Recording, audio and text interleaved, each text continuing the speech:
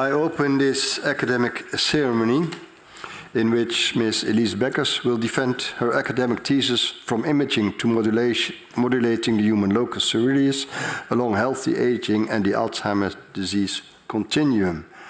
I welcome you and wish you lots of success together with your parnims. I also welcome your supervisors, Dr. Jacobs and Dr. van der Wallen, and of course the members of the opposition and your friends, family and colleagues on site and online. But before we start the opposition, I give you the opportunity to tell a bit about your thesis, what you have done for your friends and on site and online.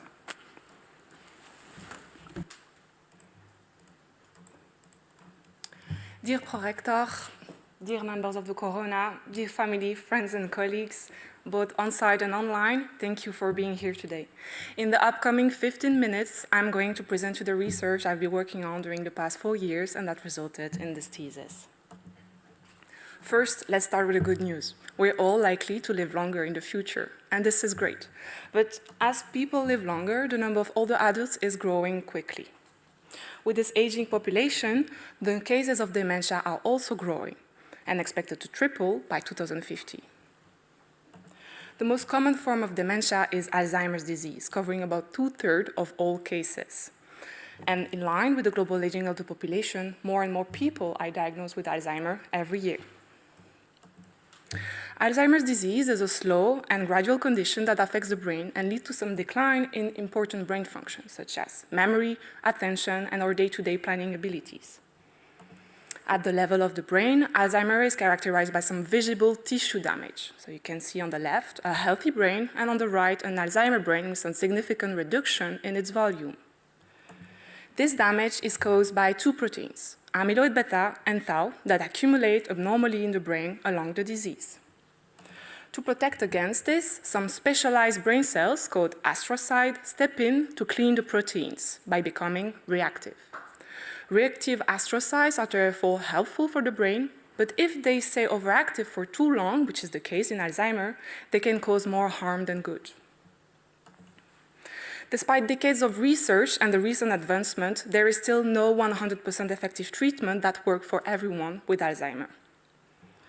Most treatment research have focused on the later stage of the disease, known as the symptomatic phase.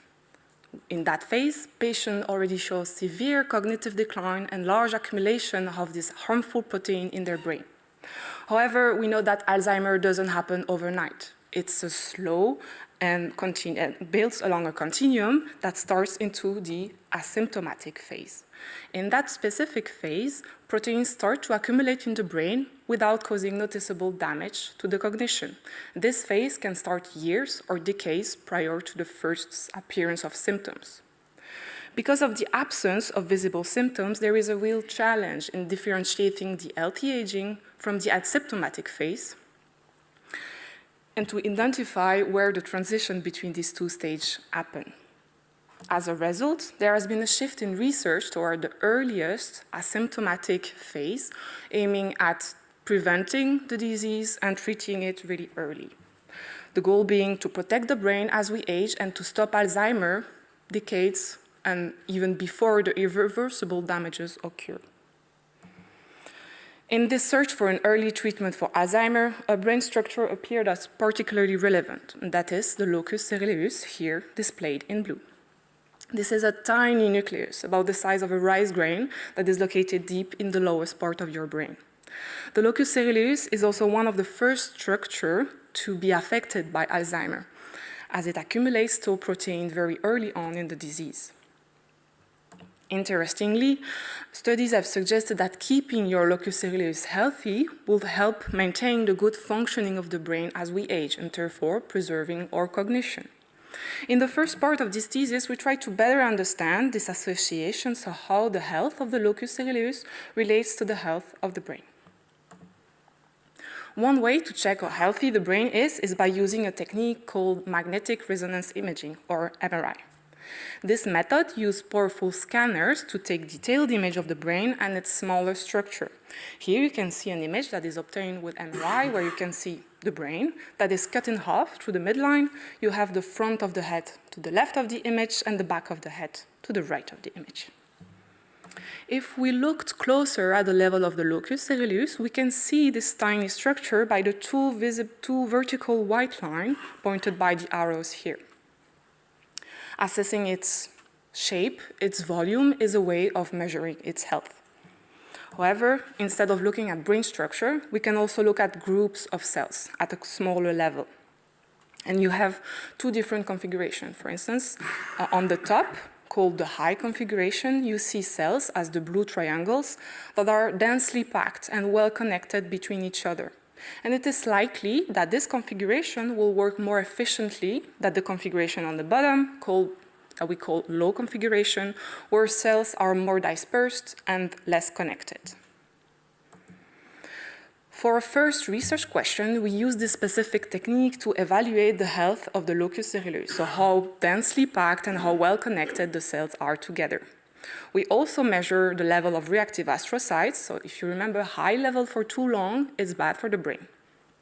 And we related these two measures to the health of the cells in the cortex in these 60 adult individuals. The cortex is this outer layer of the brain that can be divided in 4 main parts. So you have the front part in red, the middle part in blue, the back part in yellow, and the side part in green. As a first result, we found that in the case of high level of reactive astrocytes, the cells in the front part of the brain will appear in a low configuration, less packed and more dispersed. Interestingly, this region is one region highly vulnerable to the effect of age. And so what this tells us is that astrocytes and reactive astrocytes play a key role in the age-related damage that is happening in this front region of the brain. As a second result, we observe that still in the case of high level of reactive astrocytes, the cells in the locus coeruleus, if the cells in the locus coeruleus were affected, so in the low configuration, this was also the case for the cells in the front and side part of the brain. However, if the cells in the locus coeruleus were in good health, so it means having this high configuration, densely packed and well-connected cells, the cells in the front and side part of the brain will stay protected despite the high level of reactive astrocytes. So this result shows us the protective capacity of the locus coeruleus on these two parts of the brain that are highly vulnerable to age, but also to early Alzheimer's disease. So we talked about the structure of the locus coeruleus, but its functioning plays also an important role in our daily life. The locus coeruleus connects to the entire brain, and as such, it can regulate important functions, such as our attention, or memory, but also our wakefulness. So you can imagine that my locus coeruleus at the moment is working hard. Because of its involvement in so many functions that are known to decline in age and Alzheimer, researchers have tried to find a way to target this structure in order to increase its activity and hopefully boost the downstream cognitive processes. In the second part of this thesis, we explore 2 different non-invasive ways to target the locus coeruleus. The first stimulation technique we investigated was light exposure. So we often think of light as helping us to see, but light has also a lot of other important effects that are called the non-visual function. For instance, regulating our sleep-wake cycle, but also our heart rate, or body temperature, or cognition, And it seems that light specifically influences the functioning of the locus coeruleus in a way that the locus coeruleus can also impact our cognition. For this second research question, we investigated and we tried to better understand how light exposure could impact the functioning of the locus coeruleus in 20 young adults. But because looking at the functioning of the locus coeruleus is challenging, it's difficult, we used an easier and more accessible measure, that is, pupil dilation. Why pupil dilation?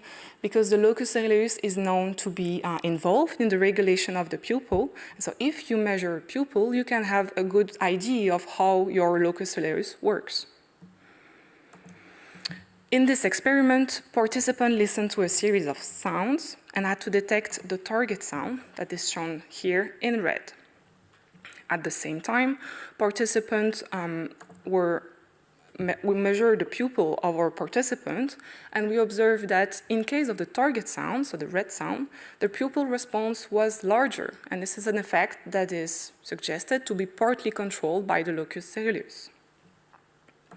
On top of that, participants were exposed to light, and we observed that with light, the light response during the target sound was even larger than before. So this overall suggests that the locus coeruleus can be made more active, as we can see from the pupil dilation, in response to light exposure.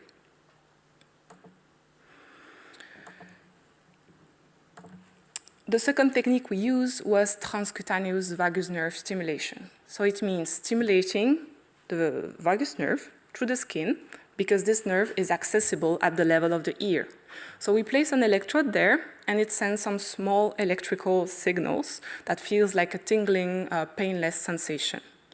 Research has suggested that stimulating the vagus nerve could increase the activity of the locus coeruleus. And as we know, the locus coeruleus could also regulate processes such as attention. However, it is not clear the direct relationship between nerve stimulation and attention. Previous studies reported highly mixed results, from increase in attentional performances following the nerve stimulation to decrease in attentional performances to no change at all. So we don't really know what is happening here.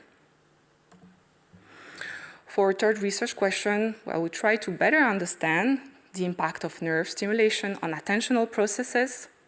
And more specifically, we try to see if the health of the locus coeruleus could help us predict who would benefit from nerve stimulation, so who would improve or who would not improve their attentional performances.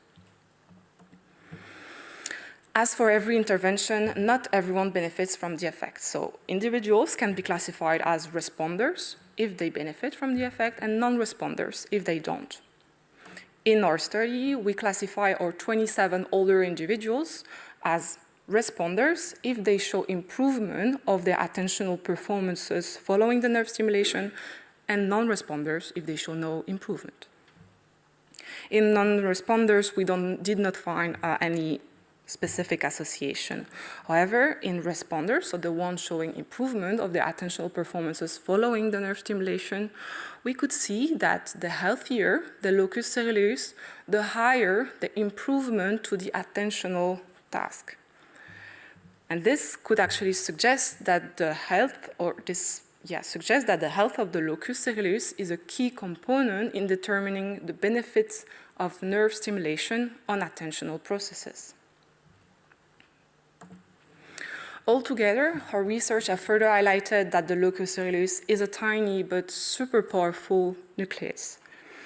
First, we have seen that the healthy could provide protective capacity to the brain, especially in some age situation, and that further support the importance of maintaining the health of the locus coeruleus as we age. Then we showed that the locus coeruleus is a relevant target for early non-invasive intervention that could be used to boost cognition at the end. We first seen that the light exposure made the locus coeruleus more active, as reflected by pupil dilation, and that for nerve stimulation, a healthier LC would be associated with higher improvement of their attentional score following the nerve stimulation. Our results are promising, however, they will need to be further validated. First, that will be important to include larger population in order to generalize these findings. Then, obviously, also to include some Alzheimer patients to translate our findings to the clinical population. And finally, on the long term, to investigate these results across the life of our participant in order to observe the evolution of our association and to be able to infer causality. Thank you for your listening, and I would like to give the word back to the prorector. Thank you very much, dear candidate, for a very interesting presentation. We now are going to start the opposition, and the first opponent is also the chairman of the assessment committee. That's Professor Beckers. He's professor in medical physics and especially neuroimaging at the University of Maastricht. And today he has also accepted the role of secretary of this committee, for which I am very grateful. Professor Beckers. Thank you, Chairman. Dear candidate, it's common that we start with congratulating you with the finalization of your thesis book, and these compliments are not only for you, but also from your supervisory team. In this case, scientists from universities of Liège and Maastricht. And not only that, also the warmest congratulations for all those families, colleagues, and friends who supported you in this directory, I assume in the first row here. But back to academia. As a medical physicist in radiology, I read your thesis and I learned a lot about the mechanisms and attempts to combat aging, cognitive decline, and Alzheimer's disease. Interesting and new for me. However, I hope you understand that my focus will be on the methods, the imaging. Let's go to chapter 6. In this chapter, you attempted to research the effect of vagus nerve stimulation on cognition, and in particular to research the maintenance of attention and the role of the locus coeruleus on this, the LC. Now, for that, you performed an fMRI experiment of the brain. The scans comprise anatomical images of the entire brain, and that's to determine the position and shape of the LC, yeah? And a special scan, an fMRI scan, to measure the signal time series of the LC, its activity, right? My first question would be, what is actually the physiology that entails the underlying basic mechanism that gives you an fMRI signal? Highly esteemed opponent, thank you for your compliment and for your question. So, how does fMRI work, basically? So fMRI measures the variation in blood oxygen level dependent signal, blood oxygen level dependent signal called as BOL. That is a proxy for assessing the activity of the underlying neurons. And so we can see at the level of voxels, depending on the resolution of your fMRI sequence, increase or decrease in activity based on this fMRI sequence that will be able to infer causality on whether the structure of interest is more or less active. Yeah, but where does the signal come from? Is it the electricity of the neurons? It's the change in oxygenation,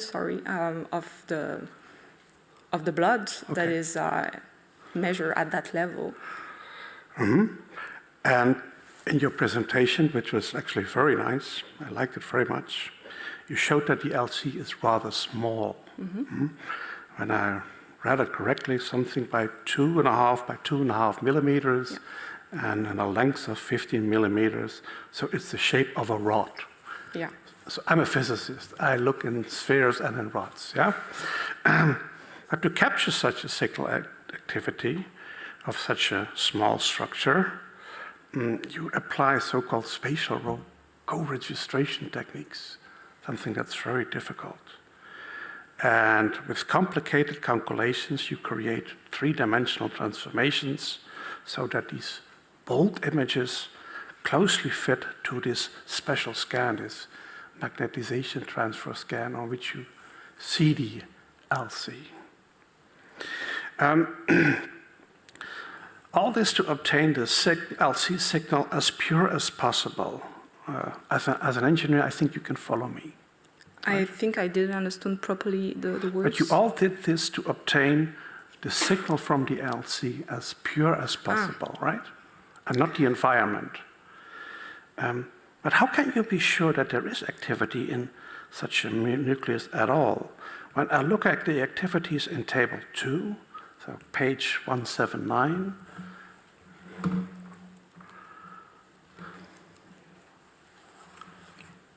you got it?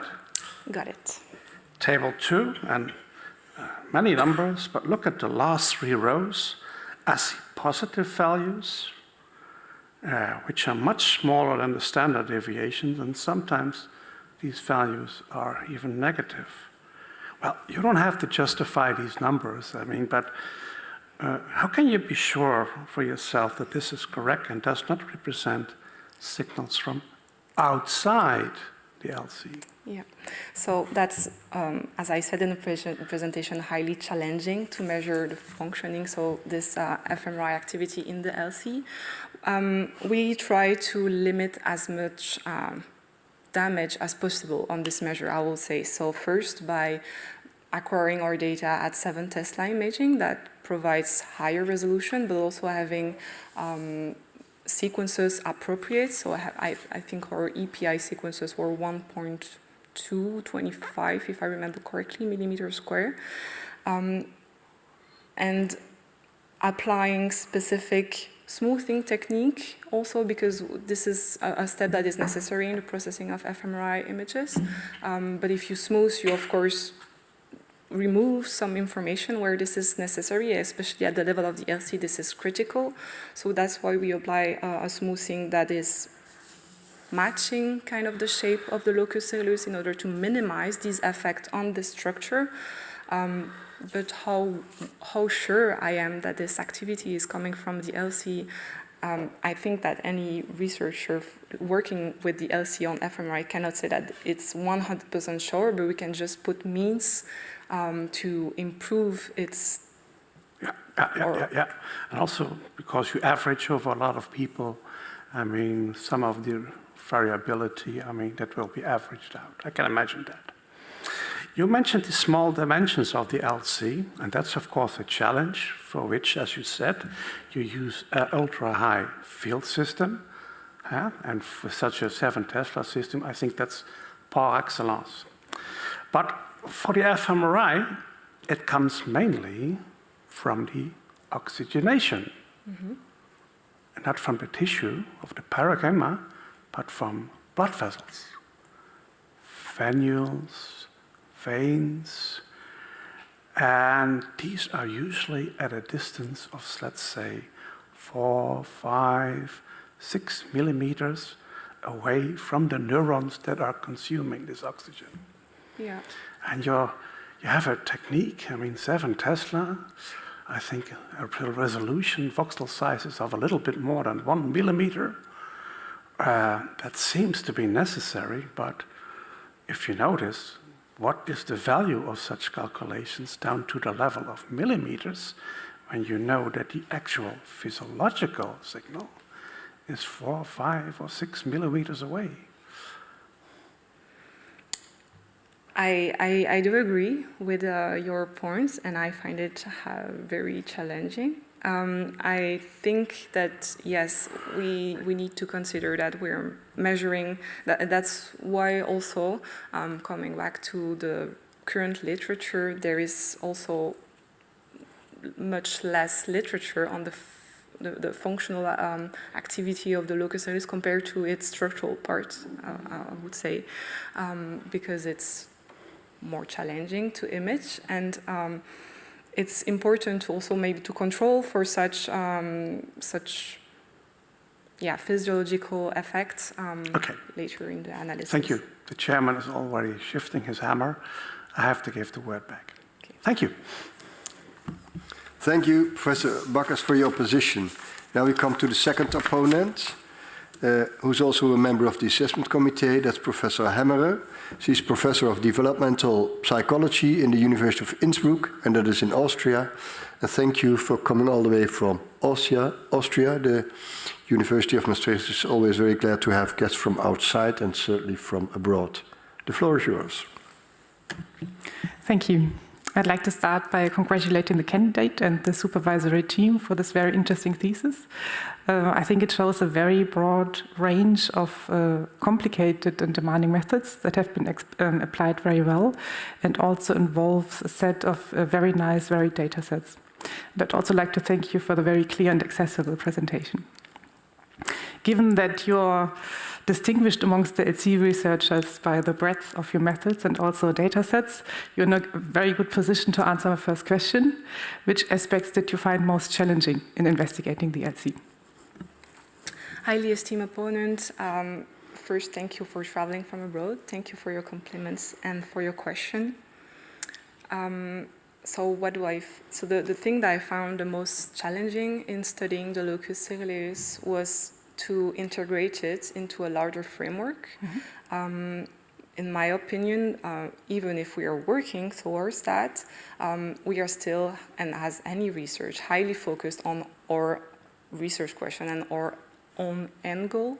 And the locus coeruleus is not working on its own, and it's interacting with a lot of region in the brain, and most likely also interfering with a lot of subcortical, it is interfering with a lot of subcortical region, and so that's integrated this into a larger framework of scientific work and to make it more easily interpretable also. Thank you. And my second question is related to your intervention studies. It doesn't have to be one of the interventions you've used in your thesis.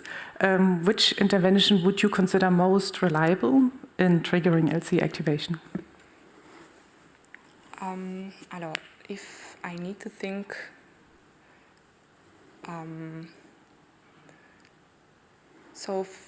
if I just talk about what I know for sure, so for these two interventions, between the light exposure and the TVNS, I would go for the TVNS more confidently that it could generate some at least noradrenergic response in the brain, as we had models in animals that have shown increase in norepinephrine release in the brain following nerve stimulation, and that the counterpart of TVNS, so the invasive vagus nerve stimulation, is widely used also in a lot of patients with various disorders, not in Alzheimer, but I think that's one of the paths that we need to work on to make it maybe integrated again within an Alzheimer treatment framework or prevention framework in the future. Thank you. Regarding your light intervention study, you observed an interaction effect of an experimental condition and the light intervention on the pupil dilation. Now you've shown very well that there's a whole network of structures, including the LC, which ultimately can result in a pupil dilation. Would you think that the combined effect that you had of the light and the condition, that it was involving the same structure in this network, or was it maybe acting on different levels of the hierarchy, which ultimately result in pupil dilation? And could there be a way of disentangling this possibly by the time course or other methods? So, of course, we try to make the link between locus coeruleus and pupil, but we know that it's not as easy as that. Pupil is also a complex mechanism that is controlled by several subcortical structure, and also influenced by cognition, mood engagement, the environment. So there's a lot of inputs.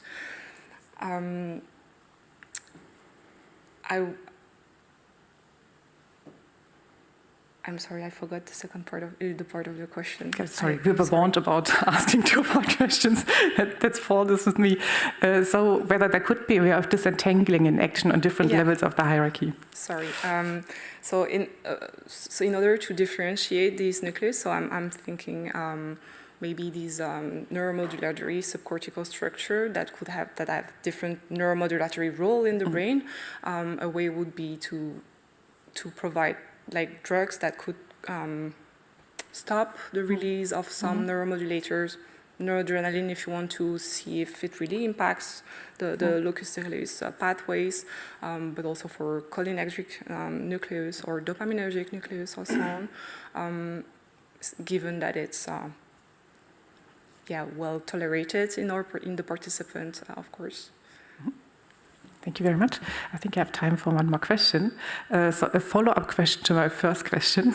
After having identified the most reliable intervention program for eliciting LC activation, if money would not be an object, what would be your study design for your most reliable and efficient assessment of the activation in the LC then? By using TVNS. It doesn't have to be related to an intervention. No, it's just about that you can measure the engagement of the LC. So one big thing I would put forward is to involve longitudinal design, because in our results also we've investigated younger and older population, but it is not clear how it can translate even in the healthy lifespan, and it's even more difficult when we want to translate to Alzheimer's. So first, that will be longitudinal. That will be also multimodal study, so in incorporating as much physiological marker or biological marker as possible in order to detect, if I go back to the TVNS, how we can determine who would respond or not. Maybe it relies in the genetics, maybe it relies in the lifestyle factors. So by incorporating as much of these biological, physiological measures as possible. And yeah, regarding TVNS, there is also no clear optimal parameters for this specific technique, but I guess that if we consider other techniques, it's also the same. We don't really know which parameter we should use to make the most of it. So that will be to put a big effort of research in this aspect to find the optimal sets of parameters to get to this end. In your thesis, you've looked at postmortem data, but you also looked at pupil dilation data, which might relate to an activation of the LC. In both, you found inter-individual differences, and you've also explained variance in inter-individual differences. After your experience with the thesis, which factors would you consider contribute most to inter-individual differences in LC health?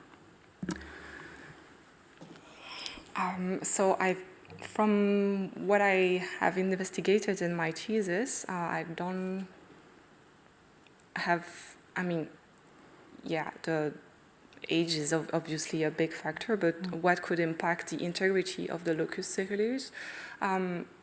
So by having, as I said again, a high demanding lifestyle, stressful condition, or having genetic risk, maybe predisposition for Alzheimer with the ApoE4 factor could be linked. There's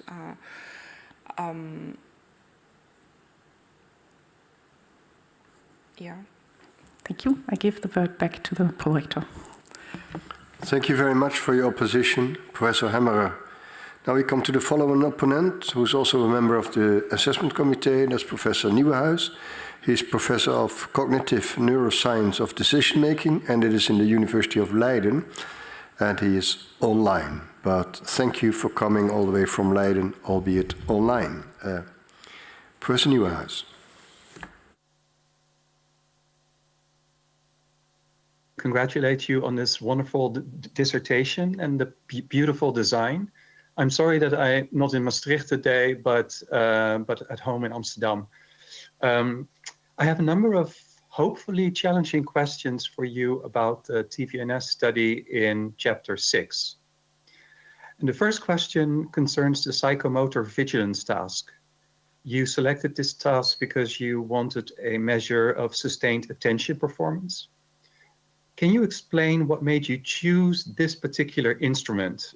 My concern is that large fractions of the reaction times on this task are attributable to sensory and motor processes, whereas the attention component seems relatively small compared to other cognitive tasks.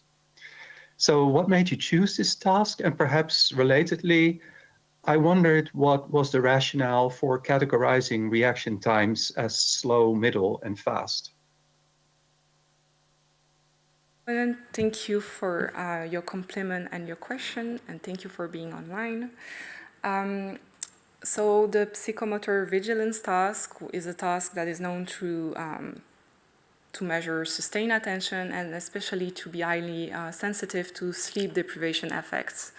And that is not the context of our study, as you can see, but that is a task that has been used in the past in our lab, and we wanted to investigate in the fMRI the impact also of light and TVNS because it was a really combined study.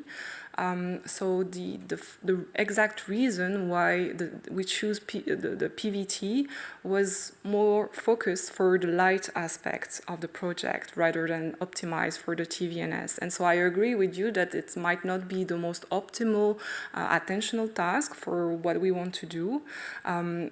We would want to have a task that is more sensitive to, or at least that could trigger better the locus coeruleus, or that is known to trigger the locus coeruleus, such as an oddball task, for instance, where we've seen some change in locus coeruleus activity in response to an oddball task.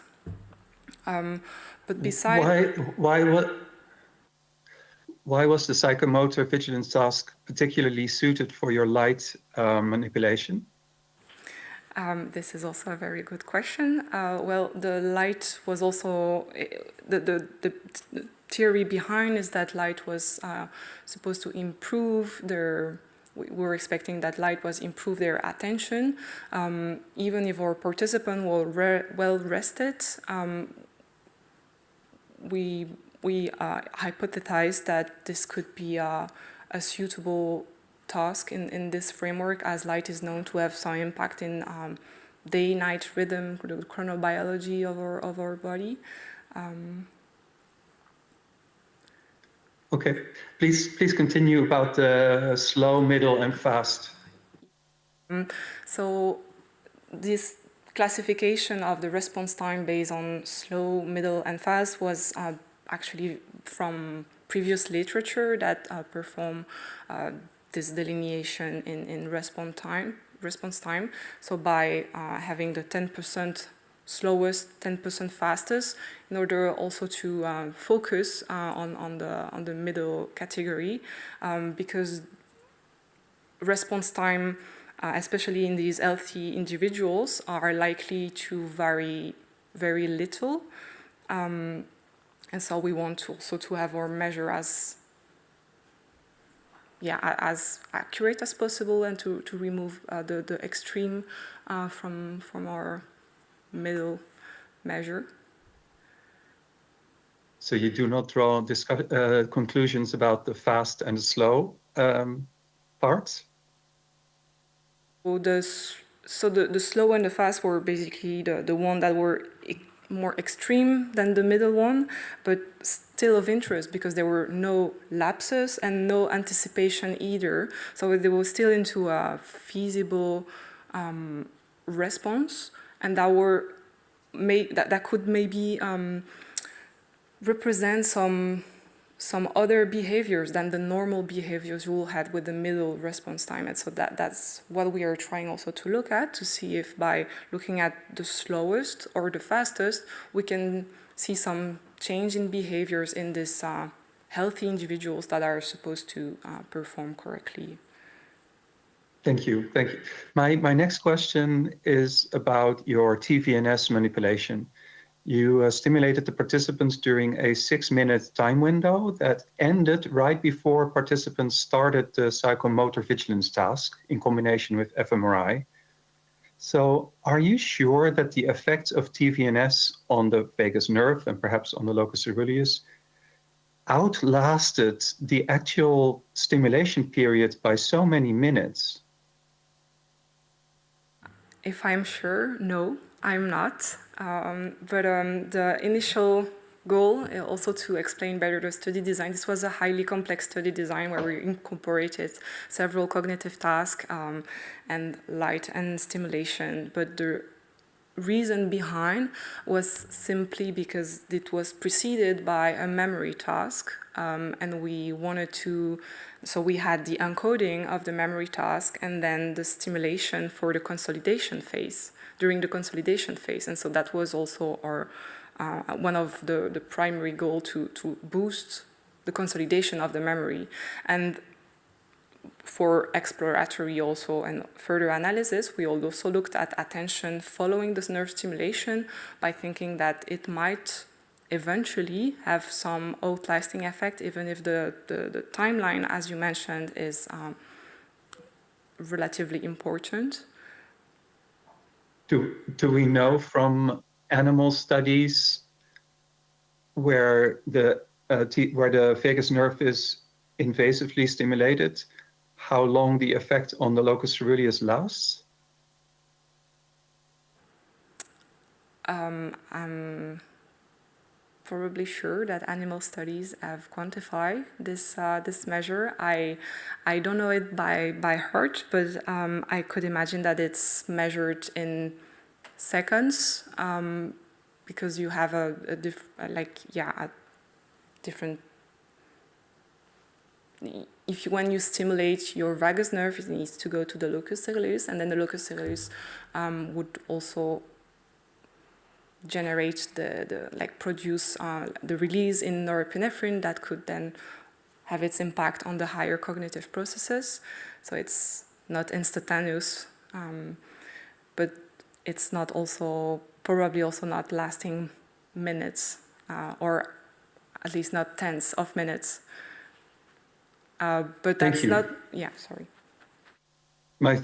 My third question probably doesn't fit into the time I have left, so I give back the word to the chairman.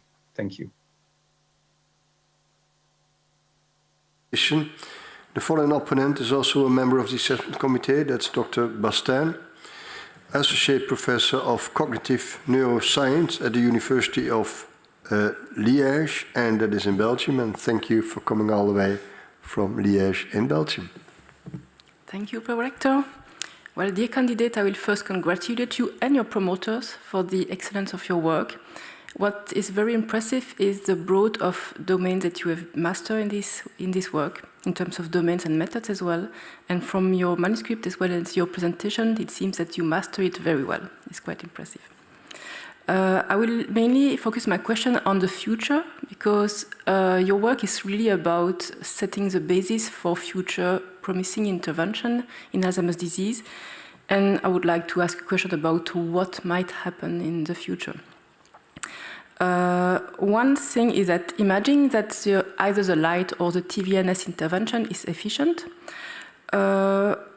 What would be the criteria for someone to qualify for this intervention?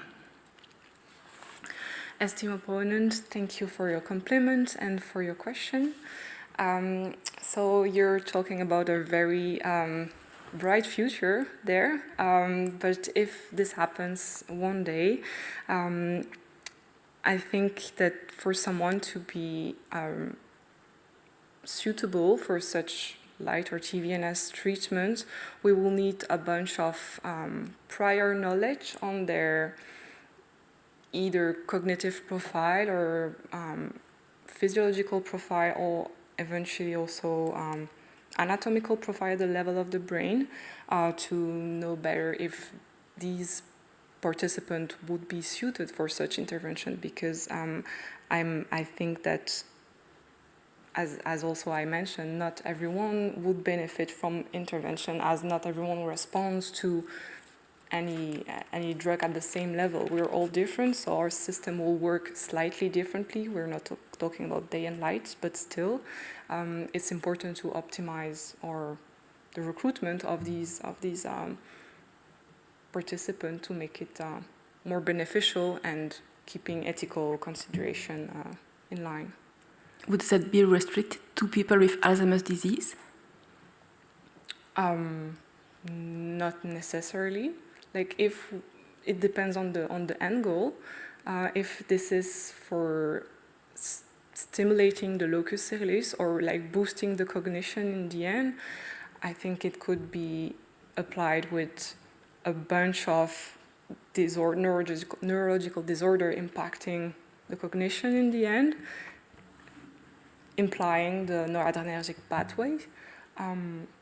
This will, of course, needs to be tested and validated, but the TVNS is already used in a really wide range of disorders, epilepsy at the invasive level, but refractory epilepsy, but also for treatment of pain, migraine.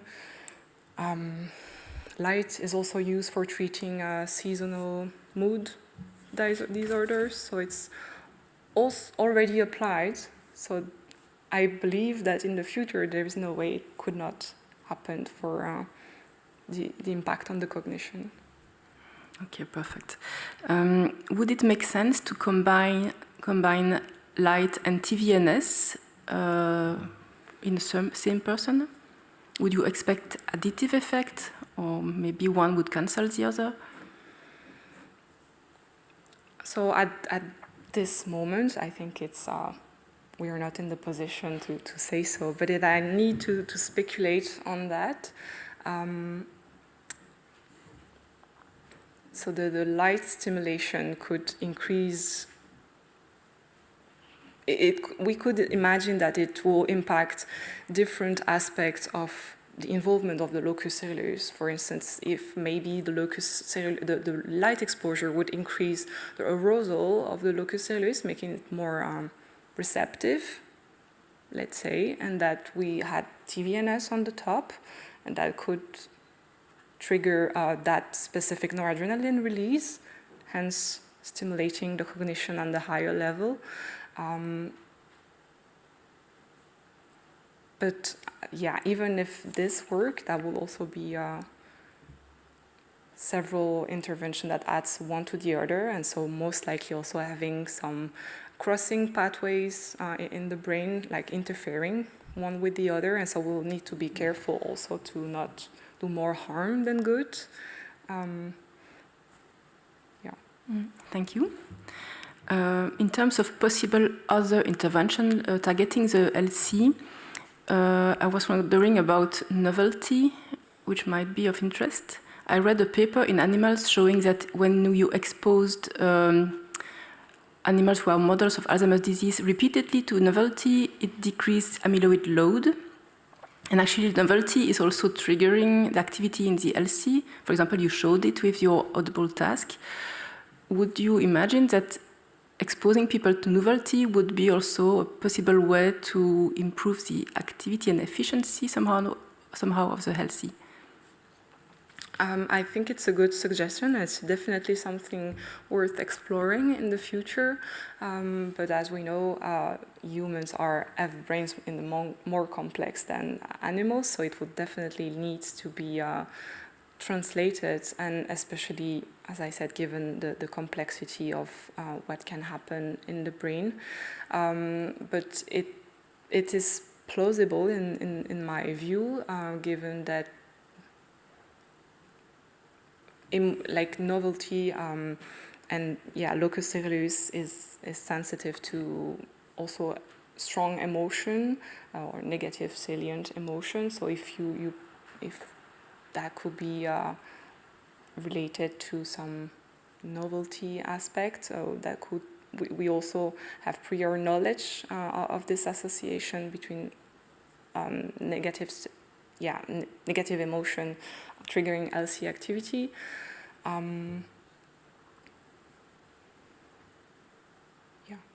Okay, thanks. May I ask a last question, Prorector? It will be not totally scientific somehow. Among the 5 studies you have conducted, is that one that you particularly like, and why? So chapter 2, the microstructural association, and also coming from the comments of Professor Beckers, it's structural data. So it's something, of course, you need to assess the measure. You need to be sure that your method is right, but it's structural. So you're, in my view, more sure that what you're measuring, according that you know the sequence or the technology behind, than the activity of or the dynamic process in the brain. So I rather investigate structure than function, but of course both need to be integrated to fully understand what is happening. And I find it very interesting that locus coeruleus could, or at least was suggested, to provide kind of a protection to the brain, and that is an important message for everyone, that we need to keep our locus coeruleus healthy by having a healthy lifestyle, doing more sports, not being stressed, so not doing PhD defense. That makes sense. Thank you very much. I give the word back to the prorector. Thank you very much, Dr. Bastin, for your position. The following opponent is also a member of the assessment committee. That's Professor Philips, and he's Professor of Image Processing in the University of Liège, and it is also in Belgium. Thank you for coming all the way from Belgium. Thank you, Prorector, and I want also associate myself to all the congratulations, dear candidate, and I'm very happy to see you here after all those years, and in a way also relieved that you're still smiling at the end of your defense. I'm the last one standing in line, and also because I feel a bit responsible for pushing you under the bus 4 or 5 years ago when you were you started working in neuroimaging, following my advice, and so I'm, as I said, happy to see you smiling, and happier even in like half an hour when we are done with everything. And therefore, also I have to ask you a few questions, and I won't get into the technical details as we discussed some of these at the private defense in Liège, and there is no point boring everyone here with technical questions. So also it's making the task quite difficult for me because lots of the questions I had have been asked, or you answered them before even I asked them. So I'll have to improvise a little bit. And so I was thinking of, if you put your engineering hat on, and think of very practical solutions, how would you, what would be the impact of the research that was performed, and how would you practically implement? Do you see tools appearing to help us fight AD or limit the risk of AD? Should we be wearing hats or things to help us, or goggles with blue lights, or which practical tool would be most useful? As team opponent, thank you for your compliments and for your question. So if I have to look back on a more technical aspect, I would say that these results are important for the scientific community as further research is needed at the moment, and that we need longitudinal data and further also including Alzheimer to know better how we can translate it to Alzheimer, because it is not clear how this association in healthy people are related to Alzheimer. What I would do would be, if I had to start it over again or with more means, or would be to include maybe more models of known biological processes into the existing analysis. Thinking, for instance, of the pupil. There is some existing models of how the pupil react to lights. We could take advantage of these to help us disentangle some variability in our interpretation or results. In terms of on the long term, if we happen to make it, and that is, we have this technology, finally, we could imagine that, yes, more and more people are wearing goggles. I can see from the room that could be an easy way to add some small light-emitting LEDs that could help to prevent Alzheimer, because the goal is not to reach that stage, is before trying to prevent the damages. If we consider that TVNS is also an effective technique, that will be also easily integrated in a really small portable devices, even compatible with some hearing aids that older people might have, and controllable easily with the technology we have remotely, or even from the practitioner or the caregiver to the patient, or again, as a prevention method. So you think by looking at our screens with lots of blue eyes is protecting us? Depends when. Depends Good when. Yeah, no, I would not say it's protecting us. It's, as I said, there's still a lot of research to do until then, but yeah, light has different impact on our functioning depending on the moment where it's applied also, so it's important to take into account. Yeah. No, another practical question, again with my engineering hat for the engineer you are. You said it like answer to the last questions by Christine, that TVNS is used to help lots of ailments, epilepsy, narcolepsy, or whatever you were mentioning.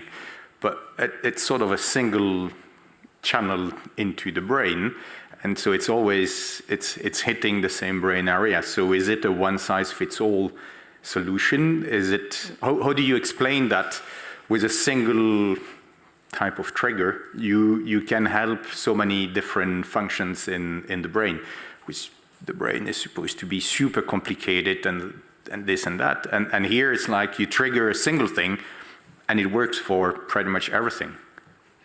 Yeah, that's a good point. So the vagus nerve is not just one random nerve, it's also one that is one of the longest and like controlling and projecting, connecting the entire body and brain. So it's kind of a highway of passing information, and that's one of the strengths of stimulating this nerve.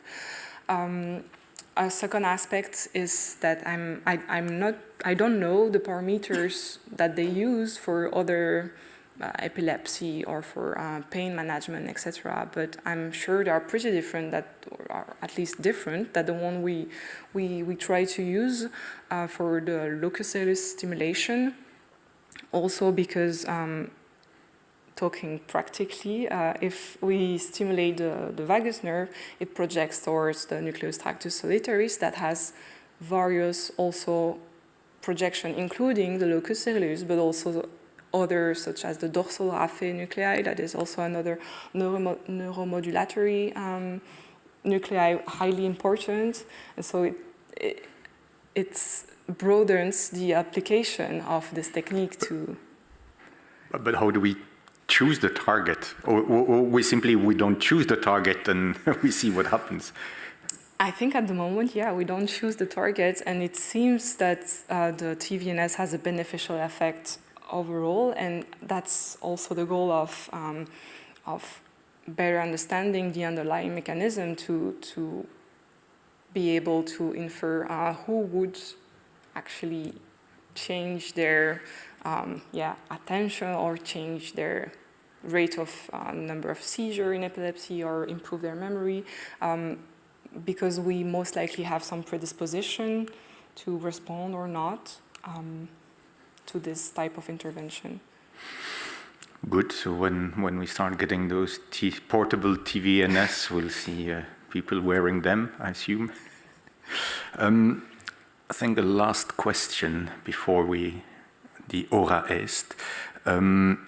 That's also one of my favorite, or the topic I enjoy annoying my colleagues at the CRC. It's the reproducibility, reproductivity of the results. So here, that's lots of work, and you mixed zillions of techniques, and goes from quantum physics for MRI to biological interpretation of the results through lots of statistics and modeling. But how much of the results are reproducible in the sense that you could redo them and you trust yourself, if you started from a blank sheet, you would get the same results? Or if someone takes the same data and tries to redo what you've done? So it's a question mark, as I don't think anybody replicated my finding already. But I think one big point here is the sample size of our studies that is relatively moderate, and that will definitely need more people in order to make sure that our results are strong. You have finished your answer, I suppose. Yes. Yes, I'm happy with the answer. Okay. Thank you, Professor Phillips, for your opposition. Dear candidate, Ms. Beckers, the time appointed for the defense of your thesis has passed, and the decreed committee will now withdraw to discuss the quality of your thesis and the way you defended it. I request that you and your company, on site and online, await the results of our deliberation and our return in this room. With that, I suspend the meeting. It's all right.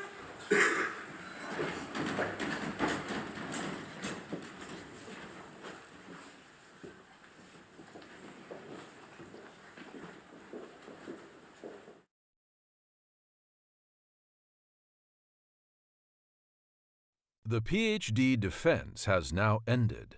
The degree committee will debate the candidate's performance behind closed doors. This process usually takes about 10 minutes.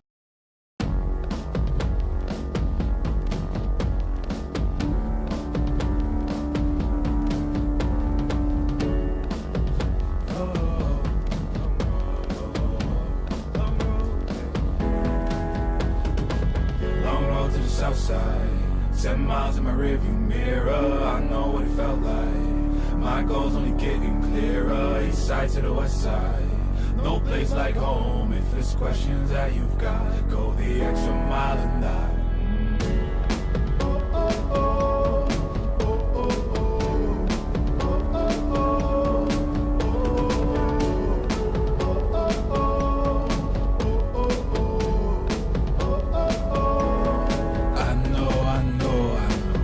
On the line, I know you know that I can't read your mind. Years can't fly by now, don't waste all your time. Cause I'll go the extra mile. Long road to the south side, 10 miles in my rearview mirror, I know what it felt like. My goal's only getting clearer, east side to the west side. No place like home, if it's questions that you've got, go the extra mile and die. On the dash, got my laces tied. Long road, I don't waste no time. Break rules because fate decides. With the team and we chase the light. I make a move, fall down, shake it off. I hate to lose, bad branch, break it off. No room for negativity, praise and love. Prepare for deep part cause we're taking off. Hit the mileage, traveling so far from home. Gathering knowledge, other connections. I put the time in to get everything I ever hoped for. It's a challenge and we all in. It's a better future that we go for. And even though these nights seem long, I know that I am never on my own. Know you've won the battle once you've grown.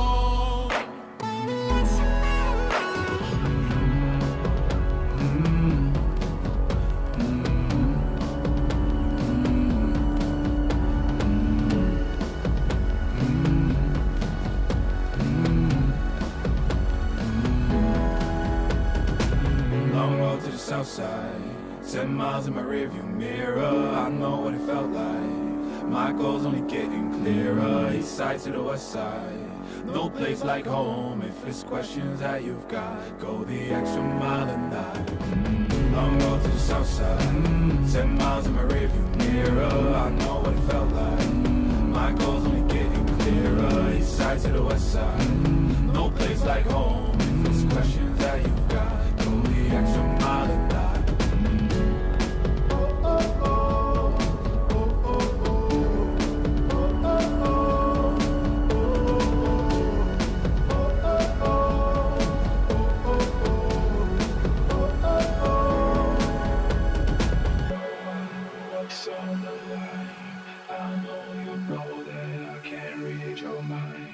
Years can't fly by now, don't waste all your time. Cause I'll go the extra mile.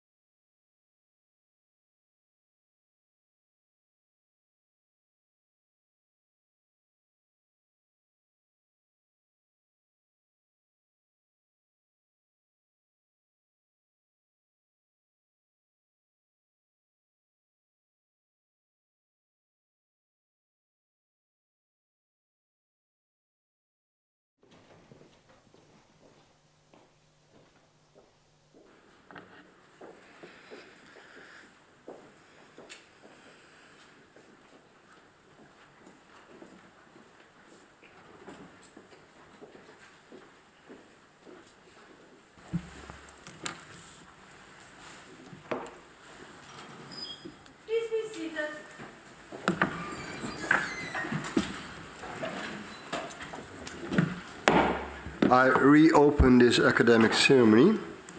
Ms. Beckers, the degree committee here present has assessed the quality of your thesis and the way you defended it. And in view of its positive verdict and taking into account your previous qualifications, the degree committee has decided to grant you the degree of doctor. Dr. Jacobs is authorized to confer upon you this academic distinction in accordance with Dutch university custom. But before I invite her to take the floor, I give the word to Professor Philips from Liège. Yeah, I have to go through the Liège procedure as well, and I'll have to read that small document in French, which is the way it is. Anyway, Maastricht was part of Liège Principauty a few centuries ago, so it's not completely out of place. So, Madame Elise Beckers, née à Liège, Belgique, le 6 juillet 1998, subit l'épreuve unique pour l'obtention du doctorat en sciences biomédicales et pharmaceutiques. Attendu qu'elle est titulaire d'un master ingénieur civil biomédical à finalité spécialisée, délivré par l'Université de Liège le 1er juillet 2020, d'un certificat de formation à la recherche en sciences biomédicales et pharmaceutiques, délivré par l'Université de Liège le 17 septembre 2024.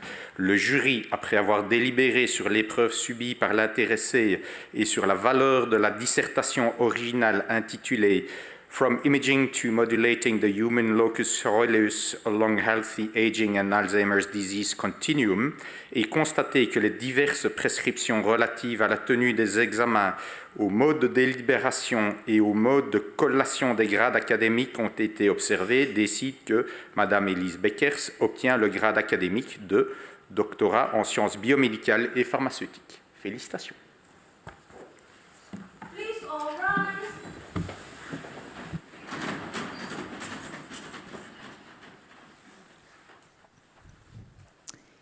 Do you promise to work in accordance with the principles of scientific integrity at all times, to be careful and honest, transparent, independent, and responsible? Yes, I promise.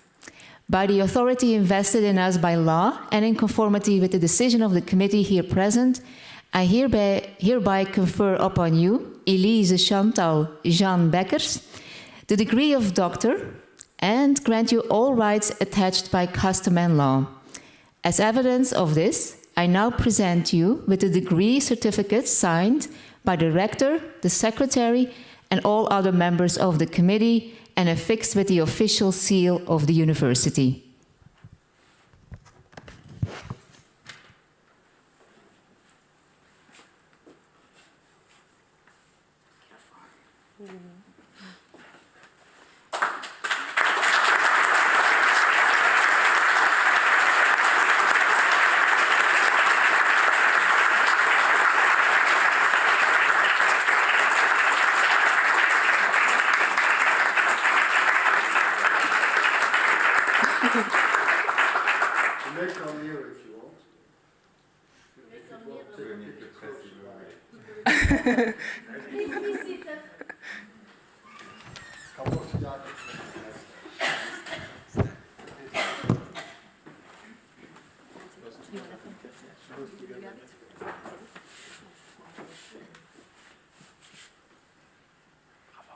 Thank you so much.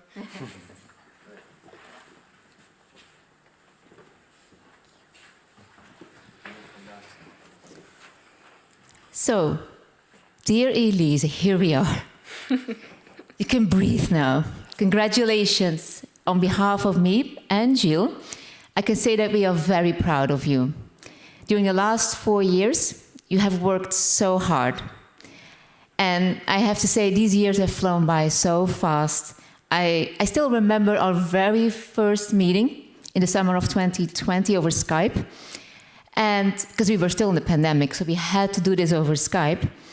And I remember that you said, because you came from the UK working on the locus coeruleus, I really want to unlock some more secrets about the locus coeruleus. And I think not only have you lifted some of those secrets by now, I think you've also made great strides in how we can use that knowledge for the future, for interventions, as we have discussed here today. Now, during that very first interview, I noticed immediately that despite your young age, 22 at that time, you had a very balanced, mature, and honest perspective at life. And it has been an honor to see how you carry those values and qualities throughout your entire PhD, even today at this defense. Now, starting a PhD during the COVID pandemic, that was not easy. And it was not only that, but it was also all the complexity that came with this PhD. You had to deal with ethical committees in 2 different countries, which we all know was challenging. You had to harmonize cognitive tests across 2 different languages, recruiting participants in 2 different countries that had to travel to the other country. And then you had one supervisor, me, living on the other side of the world.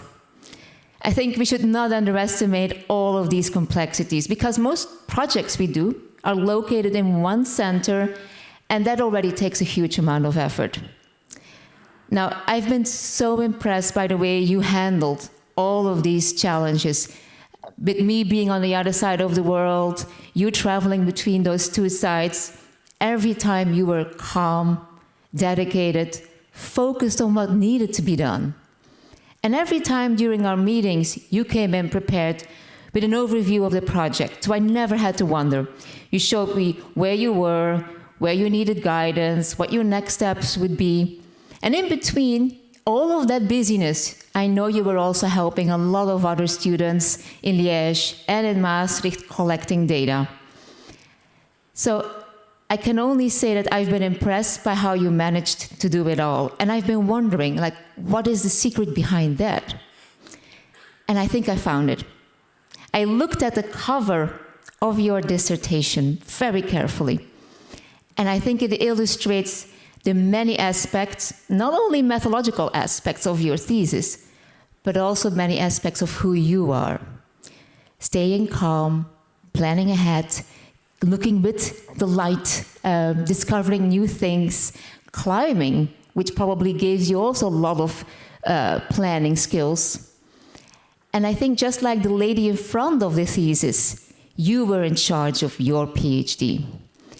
And you did it in a very fearless way. I think that fearlessness is what brought you here today. And one of the examples that I still remember that sort of illustrated your fearlessness on a more personal level was when we were in San Diego having dinner together. And I was warning you to be careful with the American diet. And you said, nope, I'm going for the mac and cheese. I'm going to try this typical US dinner. So I think that shows you're not afraid to try new things. You just go for it. Now, there is one secret that I have not yet unlocked in you that is on your CV, and maybe you get to see this later tonight. That is tap dancing. I won't do a here, but yeah. Elise, you are a leader, fearless, with great kindness and an impressive down-to-earthness.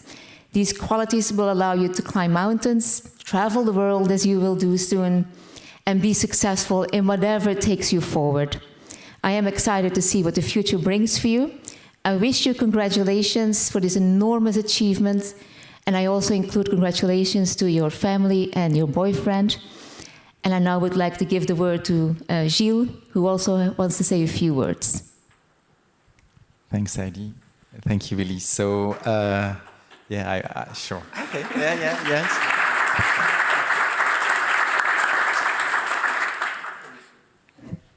So, yeah, I probably will repeat a lot of the things that were already said, but I'll say them anyways because they really come from me. So again, thanks for the thesis. Congratulations also for the presentation and the questions. You'll hear about it afterwards, but I think you did really well today. You also did really well in the writing of the thesis. You showed really, I think, a lot of maturity and clarity. We can all appreciate that now. As Heidi mentioned, that was a lot of work, a lot of techniques, a lot of analysis to run, and yet it is excellent in the end. And all this could have maybe never happened, because as Christoph mentioned, there's a bit of coincidence for you to be here today. You did a master thesis contacting Christophe, potentially going abroad. You probably didn't anticipate to work on the locus coeruleus, but it happened that Martina Callaghan wanted you to work on that for a little bit because of COVID. You had not to go too much to London in the end.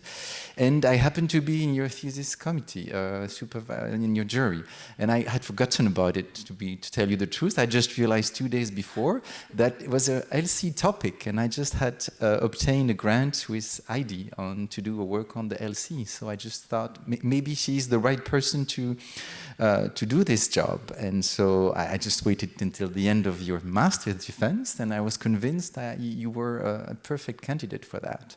It was, I think, very easy for you to convince ID to also pick you to be our joint PhD student, and I must say I didn't regret it one bit since then. You joined the lab in what was a difficult time still, because it was COVID time. You couldn't really come to Maastricht, not that easily.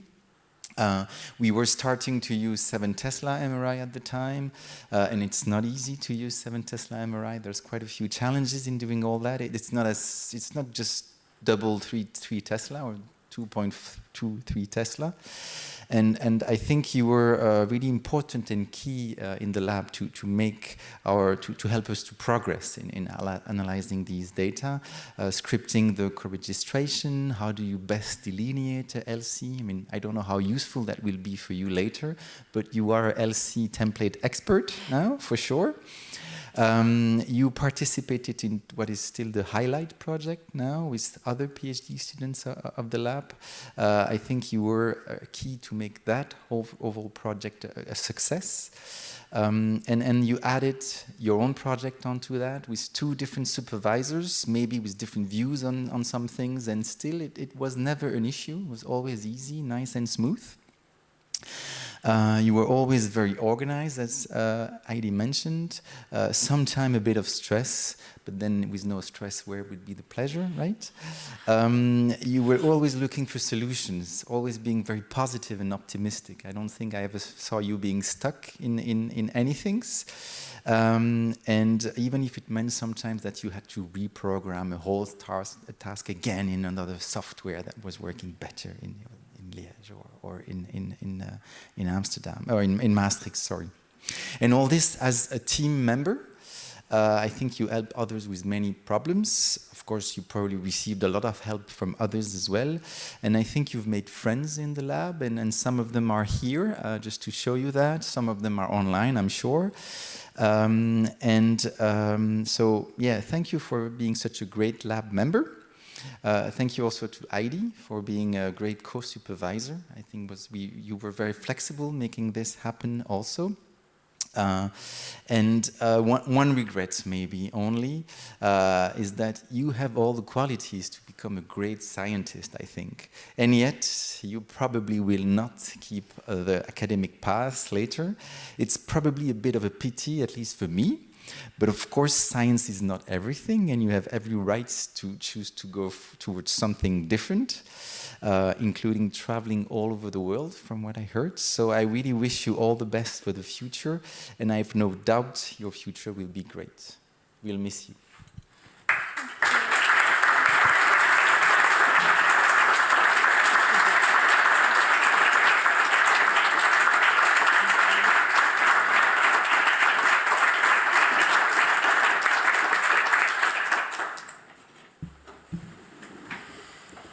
Dear Dr. Beckers, following these beautiful laudations of Dr. Jacobs and Van der Walle, I want to congratulate you also on behalf of the Maastricht University with this degree you have acquired. I congratulate you, of course, but also your supervisors, Dr. Jacobs and Dr. Van der Walle, your parent, of course, who did important work, and your boyfriend, family, and friends on site and online. I hope you can celebrate this day, perhaps one of the most important days in an academic career. I would like to thank the members of the opposition for their work, and of course the technical support team and Pedel, who made this hybrid ceremony possible. So we're almost ready to go to the reception. I have a few, but then I have to close this academic ceremony. But before doing so, I have an announcement. We are going to take a picture here with you and Professor Nieuwenhuis. I asked the audience to already go to the rafter where the reception is. But of course, the photographer can stay here. And then we will go and make a picture at the foot of the stairs. At the stairs, you can also have your boyfriend or parents present to be on the photo. And then we go also in the same order as we entered to the rafter. So when you think, when can we congratulate the young doctor? It's quite easy. You're in the rafter, you get a glass of wine or something, and you watch us because we go first and then you follow. Okay? Having said that, I close this ceremony.